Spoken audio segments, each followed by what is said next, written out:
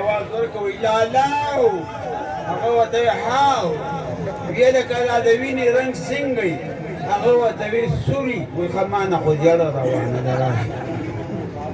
هغه د ډز سره پرتون بل یو سړی په لاره داسې کولو کولو روان و شاته ورپسې یو دوه ډاکټران یو ډاکټر دی بل ته وایي یاره درته جوړې په دې ډونګه باندې پات او بل ورته وایي څه پته لګي که دغه ځای اپرېشن یې کړي بیا دا ډاکټران د یو بل نه تپوس کوي چې لکه ما ورته یو بل نه تپوسونه کوو نو دنې ولې نه کوي هغه ډاکټرانو ورته یې وروره را تا ته څه تکلیف دی چې داسې کولو کولو روان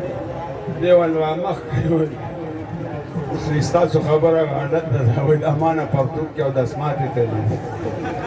هغې سره داسې ګډوډ روان و ودرېدې او کېناستې پاڅېدل زه به ما په پخوا ډېرې مستۍ کولې خو هغه مستۍ اوس نېستۍ ته ورسولم خو هلته مې وکړه خو ستاسو د پښتنو د پښتو ژبې کې دومره خدمت وکړو پنځه پنځوس کاله دا ګورې په خوله یادېږي څوک خو دې په ما باندې یو غلط ټکي ثابت کړي